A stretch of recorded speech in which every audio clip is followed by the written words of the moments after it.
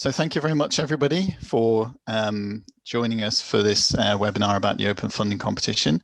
I'm Chris Price, the Deputy Director for the Applied Research Collaboration North East North Cumbria. Also on the call are Jane Pearson, the manager for the network, and Nicola Weatherburn, who's our communications manager, who will be assisting with questions. Just a little bit of housekeeping. Please can people make sure at the moment they've got their video and microphones turned off. If you've got any questions whilst I'm doing the slides, please could you put them in the chat, and we'll catch up with those when we get to the end of the slides. We will be issuing further guidance as a result of these webinars in some FAQs that we'll put onto the website. If you don't get a chance to ask a question or you think of one later on, the answers might be in there already. We can't give very specific project advice in these sessions. These are to talk about the process of the competition and answer some questions about remit and the things that people have to do to get their application in. So I shall start. Drum roll. There we go. So I'm going to start with some background about the Applied Research Collaboration itself, because that's, I think, sets the scene for the way the competition is devised and its emphasis. So people may know this already, but there are 15 regional ARCs across England, which specifically means set up to tackle regional health and care priorities, but to work together in collaboration for key national priorities as well. The emphasis of ARC work is pragmatic research and evaluation, which broadly falls under the heading of health services research. And I'll talk again in a minute about what we mean by that, because it's important for the remit of the competition. With some emphasis across the ARCs on mental health, social care, public health, and aspects of health and care happening more in the community. But there is some flexibility around that as long as research is tackling health and care priorities. The research that takes place can happen at individual community and population levels, but generally should be near to the delivery of service and near to the communities that are relevant to the research. The ARCs also have a role in building capacity and capability to expand health research in the regions. Which we do in various ways, including this competition, and also mobilizing the evidence that's generated and supporting implementation. As I'll explain, there is an element of explaining impact in the competition applications. And overall, what we have to do is make sure our research is relevant to the services and the people of the region, which means engagement and, broadly speaking, co-production principles being applied. So our region, the ARC course includes North Cumbria, but all of the Northeast, and our mission statement is that we aiming to provide better, fairer health and care at all ages in all places.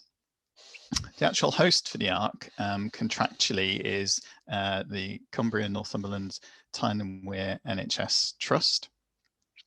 But it's a collaboration of all of the health and care providers across the region, the categories of which are sort of listed on the left-hand side of the slide there, too many to name individually. All 6 regional universities are involved in the collaboration. And then various NHR and related structures, particularly the Academic Health Science Network and Clinical Research Network are very involved as well. To try and support high quality applied health research to make a difference to the key priorities for the health and care of the people living in North Cumbria and the Northeast.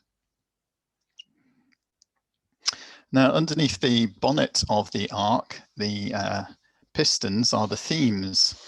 These are the operational units of research. And these were selected during the process of completing the ARC application 2 years ago.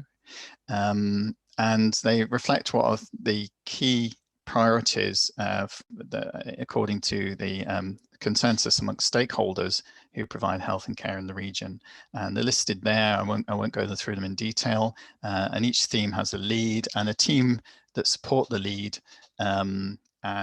This is important because the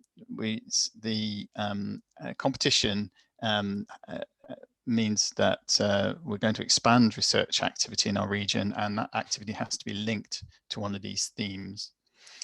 So if people haven't already thought about this, before they register, need to decide which theme might be the ideal home for their idea and their proposal, and to make contact with that theme if they haven't already, in order to confirm that it is aligned with that theme. If people want more information about what the themes do and their particular remit, then that's all on the ARC website. I'll come back to this in a minute. So the open funding competition is really to provide a good opportunity to anybody really who is a partner within the ARC to deliver a high quality project focused on health and care priorities. And these should be original projects which are aligned with the broad objectives and remits of a theme.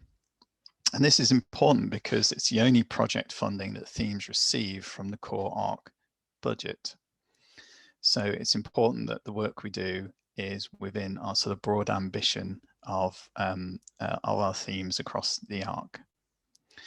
But it's also very important that the applications are collaborations between researchers and the process of delivering health and care and community support across the region. So applications must be a university and non-university collaboration. In terms of practicalities, the maximum project duration is 2 years. This is so it can be completed and hopefully even some implementation done within the lifetime of the ARC. All the ARCs have a 5-year contract. So we want to make sure that the work is completed before our application for renewal. Our maximum funding project amounts this year is £60,000. That's a reduction on last year, but we actually had some very high quality, very good value applications last year. And obviously by bringing the maximum amount down, we can increase the number of projects that are funded. All of the projects will go through external and internal peer review, and I'll explain more of that in a second. They'll also have a rating of sort of quality and priority by the Public Involvement and Community Engagement Group. The Implementation Advisory Group will review impact, and a methodological group will look at the methodological description to confirm that it looks appropriate for the proposal. With all of that information, it passes through to a multidisciplinary stakeholder panel, which represents the various sectors involved in delivering health and care and research across the region. They make recommendations that then pass through to our independent scientific advisory board. The board consists of some very well-established researchers in applied health research and is chaired by Sir Ian Gilmore. And they are independent of us, and they confirm whether or not they agree with the recommendations for funding. So that overall is the process that the competition goes through to make the award. So before going into that in a little bit more detail, I think it's worth talking about what we mean by applied research, as that's a very common question at this stage. I think we could probably spend a long time between us sort of debating what is and isn't applied research, but we have to have a sort of working rough definition for the competition. And so there's a few things to stress. What we mean is that the proposal should consider the maintenance and improvement of health and more broadly well-being in the real world, because its purpose should be the health and the welfare of participants or communities who are relevant to the research. And really, it's not about looking at particular biomedical aspects of health or disease states, or even really symptom severity, unless there is a direct connection through to broader concepts of health and well-being and service use. There does tend to be an emphasis on longer term conditions or states, mental health, and prevention and inequalities. But also service delivery and access to services. So it doesn't necessarily mean that conditions that acutely affect people's health and well-being are excluded, but we have to think about how it is that we're assessing their care, and those type of situations might fall more into a service delivery and access question rather than a sort of medical treatment type question. The research should target specific groups of individuals who are commonly linked somehow, and often this can be through a particular disease or dependency state that people have, but it can be other characteristics that, other than a diagnosis or symptom, such as the health or care needs that people have, employment status, etc. So it can be very broad what type of groups of individuals and communities are involved in being the subjects in the research. And overall, we have to prioritize research which can quite easily show a benefit for patients or communities in a short to medium time scale. So if people have ideas which are more related to campus-based science or early translational clinical research with new interventions, that would be less relevant to the competition, and we wouldn't be seeking to fund things that are about development of early stage medical interventions. We do fund pilot work, and quite a lot of the projects last year in some way could be considered pilot work. That's absolutely fine, and certainly pilot work of complex interventions that are non-medical and maybe have quite a complex social mechanism behind them. But things that are sort of early stage medical technologies would not be relevant for this competition. We don't have a particular preference for an evaluation method. This should just be appropriate for the research question, although within sort of the restrictions of the competition, there obviously are some limitations as to the type of project that can be undertaken. It would be very difficult, for instance, to deliver a randomized controlled trial, even a pilot one, on this type of budget and to do it effectively and safely. But if people aren't sure quite whether the project comes into remit, then please get in touch with us. But you might find the answer is already on the ARC website, where generally from looking at the information about what we do, it'll give a good sense of the remit for both the ARC in general and for the themes. Just to help with that a bit further, here's some examples of previous awards from last year's competition. Just to give you an idea of the diversity of the things that have been supported.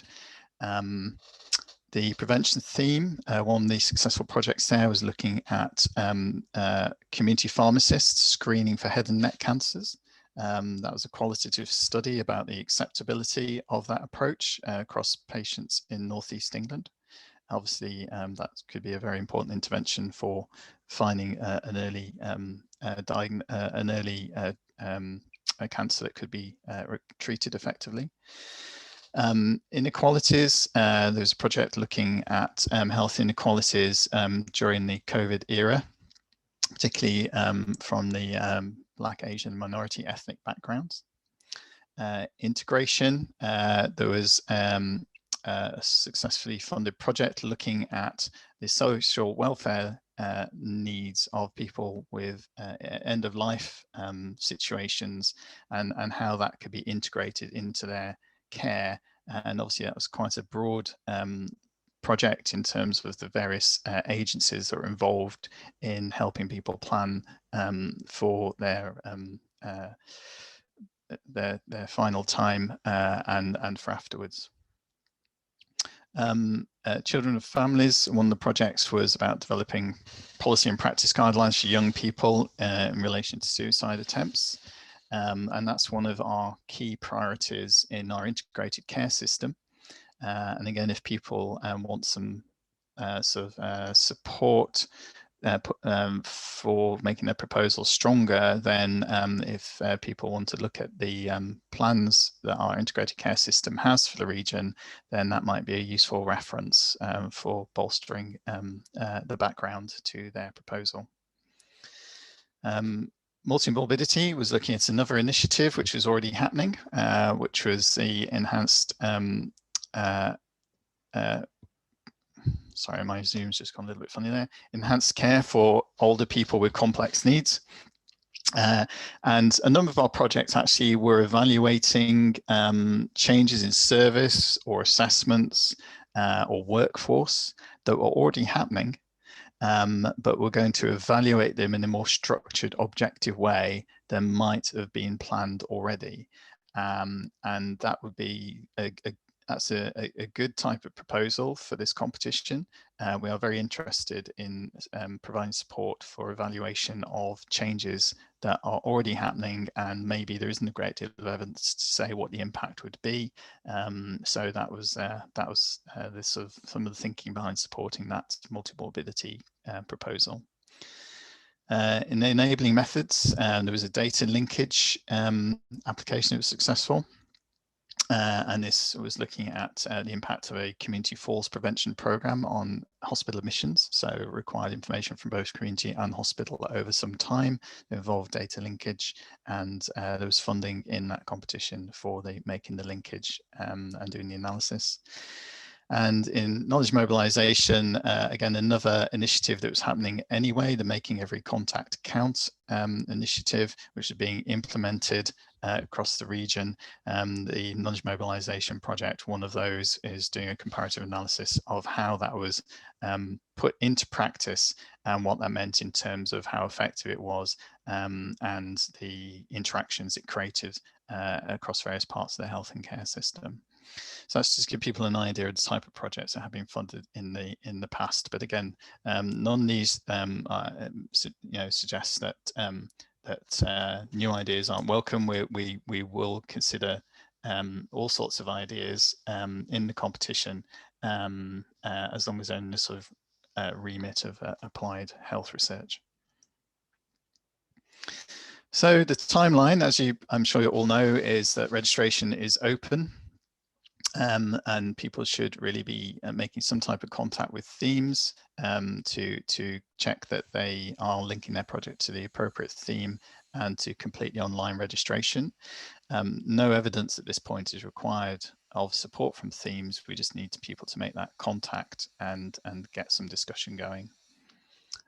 Registration closes at the end of April. When you register, you'll be sent through the full application pack. That needs to be completed and back with us by the 30th of June, at which point we'll check it for eligibility and it passed on to reviewers in July and August. Then the funding panel will meet to make recommendations in September, for the scientific advisory board to consider in October, and applicants informed in November. And we want people to try and get a funding agreement in place and start the work by next March. So obviously you'll be aware of the online registration process, I think. I'll just talk quickly through that. For registration, this is just so that we've got an idea of what is coming through the system and opportunity to provide support for people. A couple of key points about registration. So we're asking this year that all projects should have a lead and a co-lead, one of whom should be a university person, one of whom should be a non-university person. It doesn't matter which is which, although people should bear in mind that the lead should be from the organization that will be hosting the award and will put an agreement in place with the ARC to receive the funding. The lead and co-lead is really to ensure that there is good research to service or practice collaboration in the proposal. The lead should be registered as a member of an ARC theme. That's a very easy process to do. If you, again, go online, then there's an online form to complete for that if people aren't already a member. We're keen that some of our regional career researchers or ARC fellows even, and this includes also people who aren't funded by the ARC, but are research fellows, that they also lead or co-lead with appropriate support. You have to register a provisional title, but we're aware this may change. Nothing that you put on the form will be used to make any judgment about the application. We're also asking for just a simple summary of what people think the research will be about, just so we've got, again, an idea of what's coming through. Again, that will not be used in the adjudication process. And people have to tick a box to say that they have made contact with a theme, and that they're in some discussion about support for their project, but do not necessarily, they do not need to provide evidence of that support at this point. During the registration process, people can ask for design advice if they wish to. Some project teams may not require this.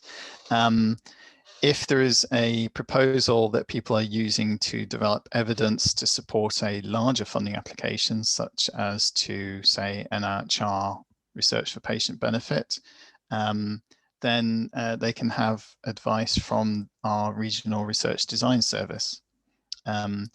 If people aren't planning a larger proposal as a result of the ARC work, then they can still have advice from our enabling methodologies group.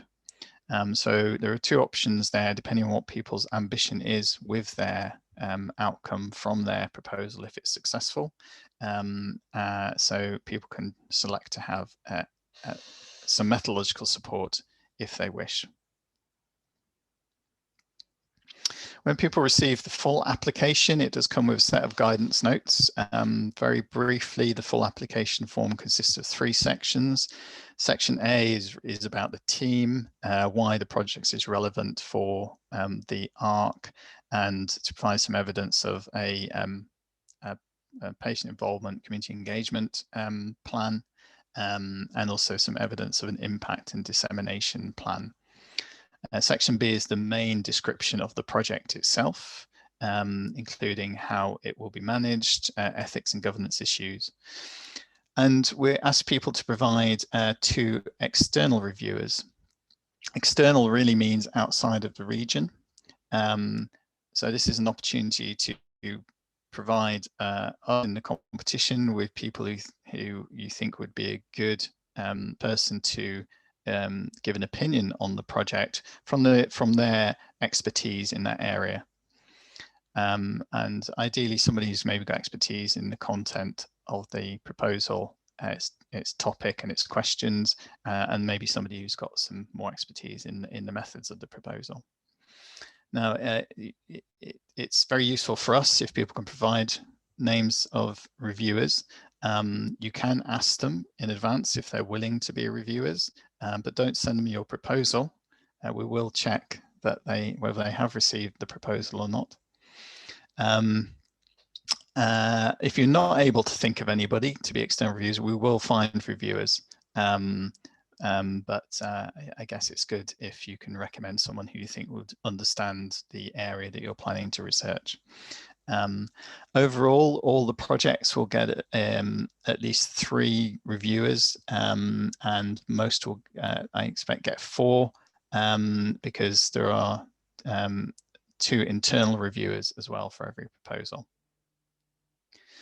The final section is costing. There will be guidance notes for the costing. Important point is this has got to be signed off by a responsible financial officer within the lead applicant's organization, as it will be, those costs will be put into an agreement with the ARC. One thing we've asked for this year is for every application to provide an estimate of a match support contribution. This was a thing that was optional on the form last year, but this year we'd like everybody to think how they are providing some type of match support. Now, this doesn't have to be money. This can be the cost of the time of some of the people in the applicant team, that time not being requested from the ARC, but they will spend some time working on the project. So that would be a very common source of matched funding. And this is very important for the ARC because NHR asks us to report back on matched funding contributions. And often it is funding in kind that reflects people's time working on the project. So we'd be like every proposal to estimate what that would be. There may be some other funding opportunities that people can put in as match support. So for instance, if there's another source of funding from a different source, which is going to contribute towards the work being done within the project, then that could be included in that section as well. And finally, there is a section on NHS costs. We don't really expect that these projects will really have any major NHS treatment costs, but we do ask people to consider whether there are any service delivery costs. So this is just a list of the people who sit on the Open Funding Competition panel, and so it's people who represent the various sectors who are stakeholders within the ARC, and people with expertise in evaluation. Just say about outcomes from last year. Last year at this point, we had 170 registrations by the end of the registration window, of which 54 came through as valid applications, mainly from universities. And I guess this year we're trying to push for some more non-university applications. The average cost was 57,000, and average duration was 18 months. Of those 54, 31 were funded, so over 50% that came through as valid applications were funded. So that's pretty good odds for a funding competition. And down the right-hand side is just the distribution of successful applications out of the number that were received from each regional organization. And yeah, roughly speaking, each organization had about half at least of its applications that it supported were funded.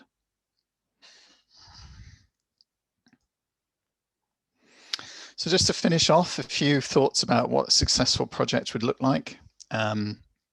Obviously, it should be within the remit of the ARC, which is quite broad, but bear in mind those things I said earlier on about things that are less likely to be considered within remit.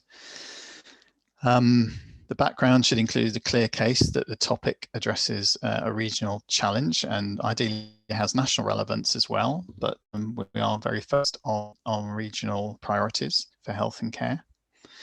We want originality, but feasibility as well. You know, especially if people are evaluating a service or a care change, the risk there might be that service or care change doesn't happen. So it has got to be based upon some certainty that there will be changes happening that are going to be evaluated. And overall, all projects, you know, have got to be feasible, that they can fit into a 2-year time window. Strong collaboration. So it doesn't have to be a huge collaboration, just as long as the representation within the collaboration represents research and the service agencies, and ideally some type of public or community connection. Ideally, we want evidence of public involvement before the application going in, but realize this may not be appropriate for some of the types of research happening, but we always want some evidence of public involvement and connection through to practice and services during the project. The evaluation approach does depend upon the research topic and its questions, but they will obviously all be reviewed for making sure that the data sources are suitable from the correct population, that the outcomes are going to have some impact and the outputs are relevant, and there's some awareness of risks and contingencies. The proposals will be read by a variety of people, some of whom have research and some who don't have research backgrounds. So although we want enough information so that the researchers can understand technically the methods and what's going to take place, we'd also advise people against sort of putting in very technical descriptions of their methods. And so we, to a certain extent, will trust that people will use their methods correctly, but we do want to know what they are. Timelines should be realistic, and obviously costs will often reflect those timelines and can't be changed after an award is made. The impact plan should be realistic and fair. Ideally, it would be good to have some linkage to other projects going on to show momentum and where this proposal fits into the wider landscape of initiatives of tackling a particular issue. And obviously a calculated match support contribution is something we're looking for really from all applicants. And we'll tend to favour projects which are co-led by ARC Fellows to try and build capacity. Also, and it's not just ARC Fellows, it will be other research fellows working in this area as well, as long as there is suitable support for them within the project team. So I shall stop there. Thank you for all listening quietly. And what I'll do now is I shall stop sharing and see what's come up on the chat questions. Chris, it's actually been quite quiet on the questions so far. I don't know if anybody's got any questions that's on the call.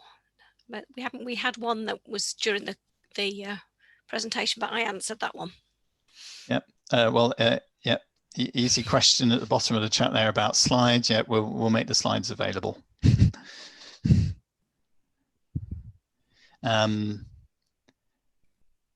So I'll just work my way backwards through the chat here. And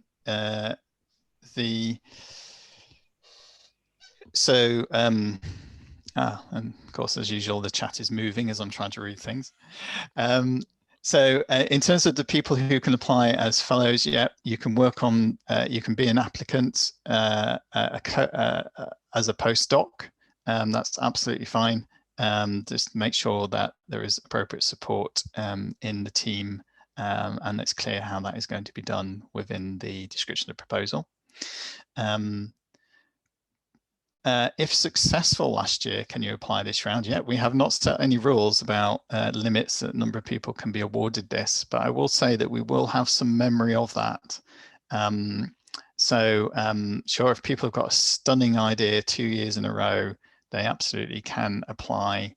You know, one of our principles within the ARC is to try and provide some equity in terms of geography and sector and to try and encourage research growth in areas that maybe haven't had the opportunity in the past. So we may all have to consider how the funding has been distributed in the past as well, but we would not deter people from applying again if they've got a really good idea. And along that line as well, if people were unsuccessful last year, they can of course apply again this year. There is no limit to the number of times you can apply. In terms of back to careers, you can apply really at any stage in your research career, although there was a question in the previous webinar about doing a PhD and having one of these, and I think we'd be nervous about that unless this project was somehow part of people's PhD, which seems unlikely. I would not advise people who are currently doing a PhD to also try and lead on one of these projects, because I think it would be seen as creating some uncertainty that they could manage to fit all of that in. There's one where the application I have in mind cuts across 3 of the themes. Is that okay? It's absolutely fine. So you certainly can have projects that fit into more than one theme, but what we want people to do is to choose one of those to be their main home in terms of registration for the competition. So that's fine. And absolutely, I think there'll be many projects than were last year that actually were relevant to more than one theme. Okay, Emma Giles has asked, PPIE involvement and co-production was flagged as an important element of the bids. Can a proposed project be fully focused on PPIE work rather than just as a component? Yes, yeah. So as long as, again, there is a evaluation question, that's absolutely fine. Yeah, we would quite welcome that. Okay, is it okay to email the ARC theme leads directly with your proposal to see if they would be interested in partnering? Yes, so they are expecting people to do that.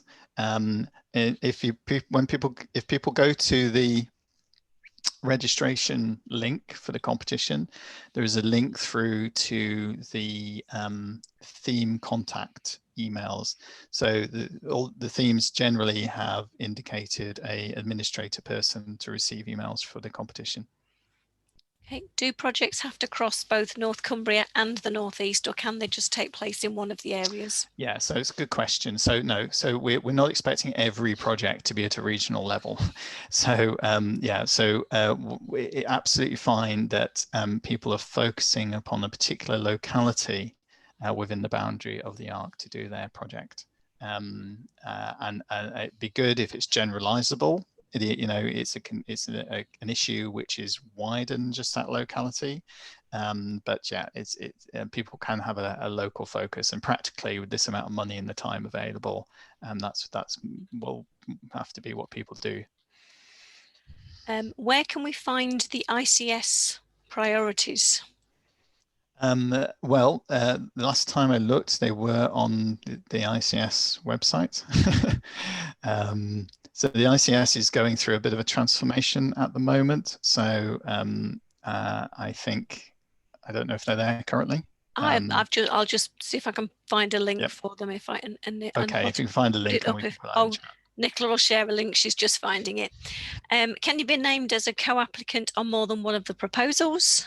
Absolutely, there's no limit to the number of proposals that people can be on, but we would, in one competition, we'd only fund, I think, one proposal for somebody as a lead, but there's no limit to the number of applications that people can be on as part of the team. Right, just something just come up. I think we're at any more questions? We've not got any coming up at the moment. I think Nicola's frantically looking for the ICS priorities link. Anybody got any more questions? The link's there in the chat, hopefully. Thank you.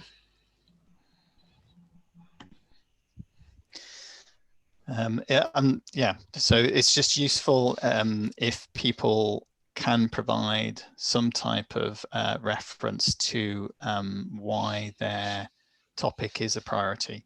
That just makes applications stronger. It doesn't have to be an ICS priority. It's just that is a particularly relevant reference.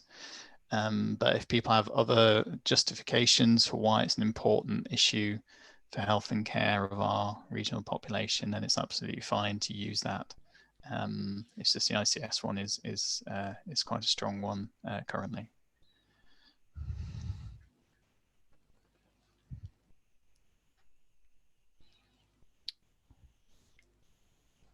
I think we might be out of questions, Chris. You've obviously answered everything. Oh no, are trusts generally amenable to the idea of matched funding? Well, I think the thing to do is to explain to them very carefully that we're not asking them for any money. What we're asking them for is an estimate of the time of people who are involved in the project as to what that time contribution would add up to. And we're not asking that to be formally costed. So it's not included in the costing section. What we're looking for is some indication of what that amount would add up to. And we're not asking for letters of confirmation of time or changes in job plans. It's really not meant to be as complicated as that. So I think is to keep it simple. As I said earlier, the reason for this is that we have to provide data about match funding back to NHR, who use it as probably a fairly crude metric of our engagement. Yeah, I think all of the proposals last year had teams that were basically giving some of their week towards the project, which is fantastic. And what we're just asking people to do is estimate, is that an hour a week, or is it an hour every month? And just provide an estimate of what that would actually mean. So it doesn't need to be formally costed. The only formal costs and signatures we need are for the actual research costs for doing the project, which are in section C on the form.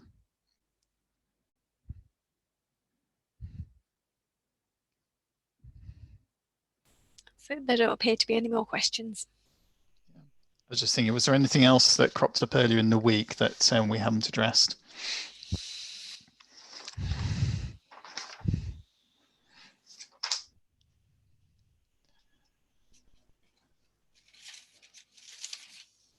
I think, again, we had a number of discussions earlier in the week about the status people who can apply.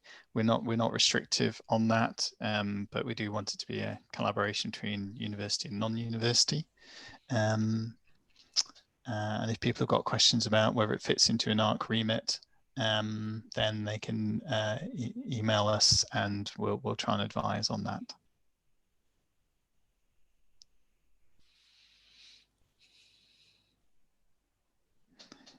Are there any further questions? Okay, well, yeah, we've just got one come in. Is there an average team size, or does it really just depend on the project?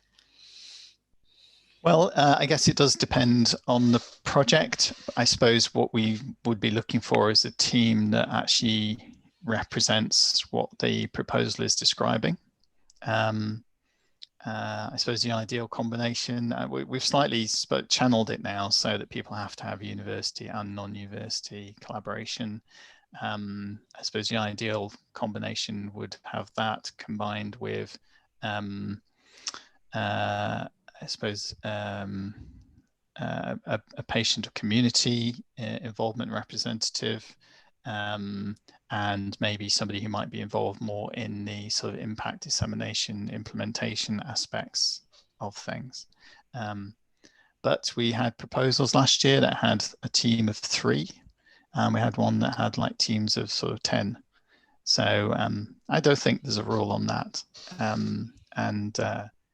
The only CV information that we ask for is actually from the lead, who just need to provide a short CV, same as is used for sort of ethics submissions for NHS ethics.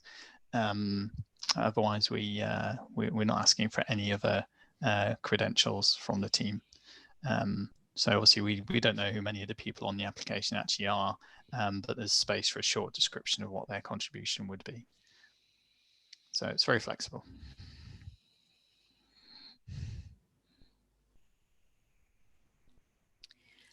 One just to come in about matched funding. Matched funding from an NHS partner. Can I co-investigate from an NHS trust, not cost their time, but have their involvement as matched funding? Well, yeah. So I guess there's basically a free text box for the matched funding contribution. So we will accept whatever people can provide in that box. I suppose we're quite, unfortunately, NHR do ask us for the actual amount, which is a little frustrating, but we can look at calculating that maybe in some way. So if the people feel that it's going to get too complicated to actually ask for salaries to be calculated for the contribution, but they can say that, you know, a co-applicant is willing to contribute 10 hours, say, over the lifetime of the project. We'll put that in the box. Because what's important is that we have some evidence that there is some collaboration through the resourcing of the projects.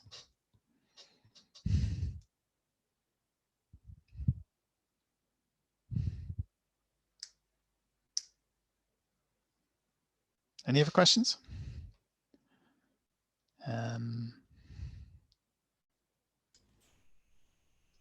What we'll do then is, if people feel they want to leave, then please feel free.